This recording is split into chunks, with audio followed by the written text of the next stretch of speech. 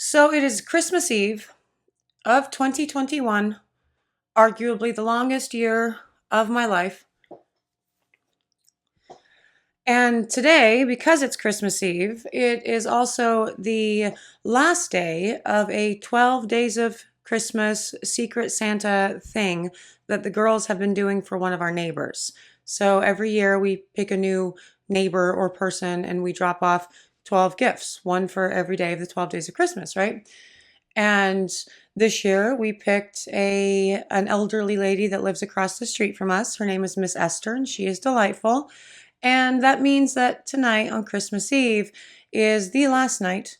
And so we're going to go over there with a plate of goodies and whatnot and make the secret Santa, known.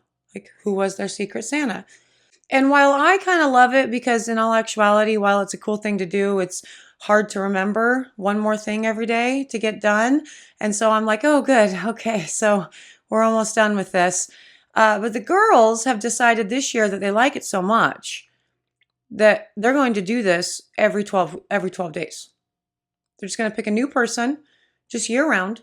And for 12 days, they're just going to bestow them with gifts. And I'm like, I love your spirit.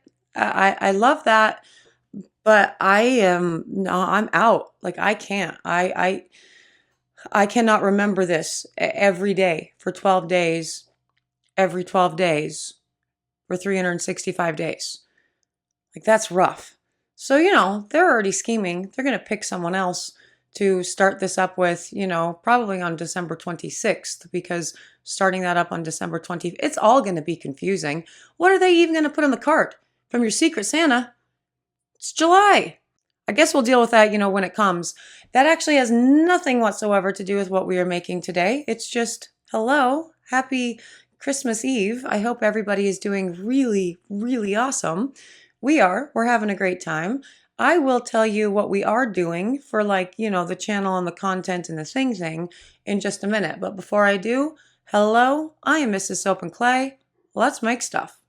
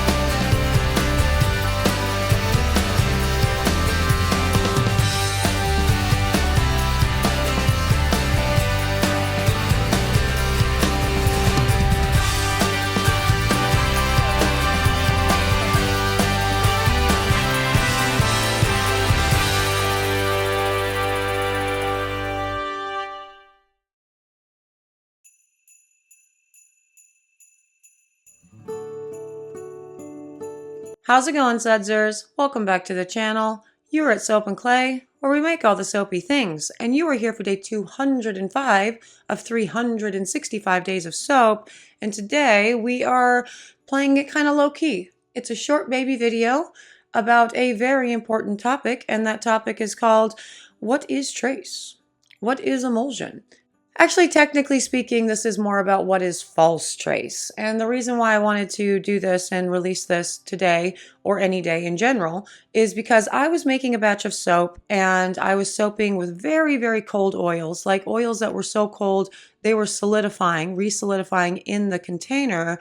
And I was soaping in an incredibly cold room because 'tis the damn season. And I started thinking about all of the times I've been asked questions about false trace or what happened with my soap. The batter was super thick, and my batter initially was super thick, and I was delighted that I was actually filming this at that exact moment so I can show you guys. Thick batter in the beginning, false trace.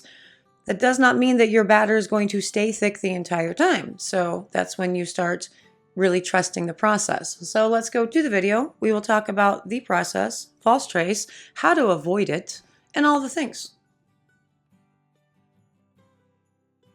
Okay, so we are going to do a quick little fun video and talk about false trace. Now, as you can see, in that oil, in the soap oil, there was a nice clump of not melted oil in there. Now, this particular recipe, I did weigh everything out and, melt everything down. But then, see the clump there? Yeah. But then I didn't get around to actually making the soap until the next day. And so everything started to kind of solidify and cool again. And my lye solution, very, very cool. And I could have warmed up the oils again, but I thought, hey, why? This could be a cool learning experience. Because you see how thick this soap batter is. That's thick. And that is not at emulsion.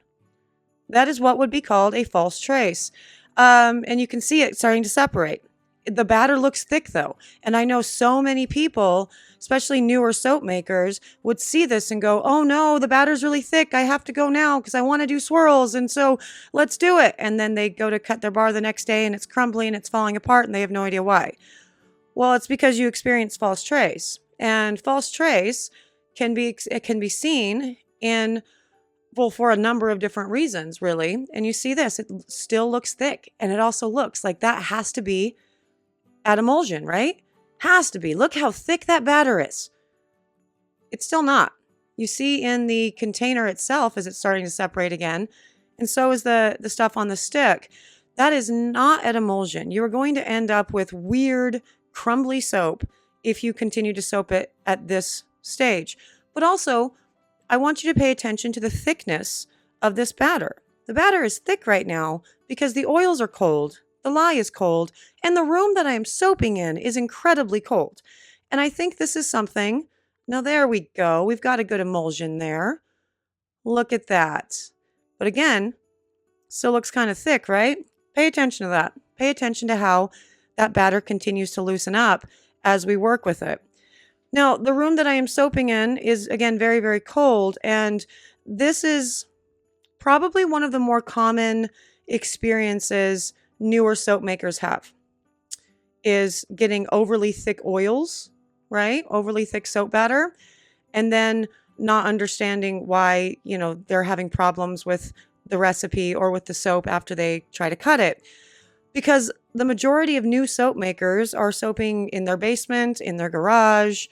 Usually those places are not heated or heated well. And I am in a very cold room right now and am too dealing with all of that. But look how beautiful and fluid that batter became. I added the kaolin clay with just a little bit of the water from the recipe. And if I will be damned if that isn't a delightfully thin, fluid, beautiful batter. So this is one of those instances of trust the process. If you're working in a cold room with cold oils and a cold lye solution, yeah, it's going to look thick temporarily, but it's not going to be thick, throughout the entirety of the pour, as you can see there. So trust the process. Make sure that you take your time and you double check and make sure that you are at an emulsion. And again, very easy thing to check and make sure you're at emulsion. Just take the stick out and just examine it for, 5-10 seconds. If the oils start to separate, if the batter starts to separate on the stick, it's not ready. It's not ready to go. And I'm going to get through this without giggling every time I talk about sticks. But even though it looks thick, that does not mean it's ready to pour. That does not mean you're at an emulsion. Now, ways to counterbalance this and not deal with false trace or overly thick soap batter, even though you haven't hit emulsion, is to control your environment that you're soaping in. A nice, 65 degree, 70 degree environment would do wonders for probably everything that you make, in all honesty. We're not just talking about soaps. We are also talking about bath bombs, because bath bombs and cold and temperature changes, that all really impacts not only the bath bombs themselves, but also the way that they sort of, get old or whatever, right? Like in the soap shop, I can leave bath bombs out for, 2 days of nothing before I package them. Try not to, because I like to get them packaged as quick as possible so they're super fresh. But in areas, in environments wherein the temperature is going to fluctuate a whole lot, those bath bombs are going to start working with the environment as well. And they could get crumbly, they could get soft. It's not a good time. So the best way that you really could improve all of your soap making and cosmetic making is to get a stable temperatured environment. And I know that's easier said than done, like for sure. I get that 100%. But if you can move out of, your basement or your garage into an area that has a reasonable, heat source and or air conditioning source, yeah, try to do that. That would do wonders for all of your soap recipes for sure, because the way in which you soap, yeah, that's important, but so too is the environment in which you are soaping. So if it's too hot, it's too cold, you're going to experience weird issues on both ends. Okay, now on to the pour of this, and just look how fluid and just thin that batter is. Like, I mean, what a marked difference, right? At this point, I'm actually looking at this going, oh no, it's a little bit too thin for what I want it to do. But I think it's going to work out fine anyway. This is just a marble type swirl with the lavender honey. It's a custom order that somebody ordered during the holiday season. And so therefore custom, it's just sort of the colors are there, the overall design-ish is there, and the scent is there. And the rest of it's sort of just dealer's choice, and whatever happens in the pour happens. So not too worried about it. I guess I had a different thing in mind as far as the swirls go, but I think this is going to result in a really pretty wood grain-esque pour, just with weird colors that otherwise would not be in a wood grain. But point is, super thin batter. Like really very thin. And it didn't start out that way. It started out incredibly thick within about 2 seconds of putting the stick in the oils. So it's not, this is a very common mistake I see a lot of soapers make. And often they are asking about this, and people always go, oh, it's false trace. And they're like, no, it couldn't be. My soap batter was thick. Sure. It doesn't stay that way. And it's thick because it's cold. That's it. It had been a while since we did anything with false trace and all that jazz. And so I thought this could be a fun little, as I was pouring this, I thought this could be a lot of fun and a good little informative video for people who, might be experiencing some problems with their soap batter. So there it is. Now we are going to CPOP and gel this bad boy, which also helps with possibly not hitting emulsion. So that's another pro tip. And we will move on to the cut, right now for you. And I actually forgot that I was using this batch as a video, and so I already cut it. But I remembered before I boxed it up. So here's the end of all of it. It's already been cut. And there is the finished product. Those are very beautiful, weird swirls, for sure. It all worked out. The purple is represented, as is the gold and the white, and it smells of lavender honey, and it's a perfectly delightful little marbled, thing. And as you can see, no crumbly bits, no problems with emulsion, no lye heavy bits. It is a perfectly formed batch of soap, even though it started out thick. Went super thin, and the soaps themselves are perfect. So, there's, that fun little tutorial in the days of, the holiday season and all of the jazz. And I know I've been talking about not wanting to do anything that's too terribly informative during this time of the year because our brains are just not on soap making right now. But it's a little bitty baby vid of, what is false trace? And there it is. And I hope you guys are having an amazing holiday season and you guys are ready for all of the, Christmassy things, if that's what you do. And, really getting ready for 2022 in our soaping endeavors and getting ready to make 2022, our best year yet. But that, for now, is day 205, the Lavender Honey Bar, talking about false trace. And there it is, false trace, how to spot it, why it happens, and how you can avoid it. Now, again, I understand that a number of you are unable to graduate from your basements or your garages or what have you into a temp-controlled space. But the second you can do, you should.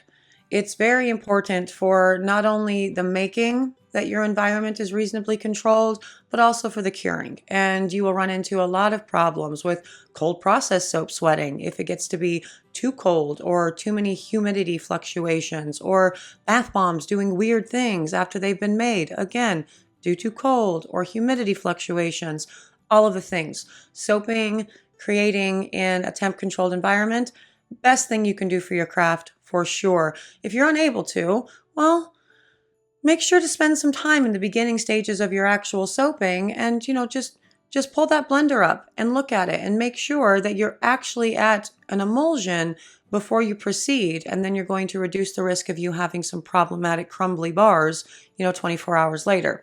Because even though it looks thick, that doesn't mean it's actually at emulsion or any semblance of a trace. So there's that. I am actually out of here for today. Again, short video because it's Christmas Eve and we have tons and tons of fun things that we always do for every Christmas Eve. And so I'm going to go get to them. I hope you guys are having an excellent holiday season wherever you may be, and therefore whatever day that might be, that you're enjoying time with your peoples, your favorite peoples, all of the things. You guys are on the list of my favorite peoples, and so I did of course have to spend some time with you today, but I'm going to go spend some time with, the real in-person favorite peoples too. And I hope you guys are able to do the same with all of yours. I really appreciate all of my sudsers, obviously, each and every day. You guys are amazing. Thank you so much for being you. And thank you so much for joining me for another round of 365 Days of Soap. I'm out of here again, but I will see you guys all again tomorrow for another round of soapy fun. Bye.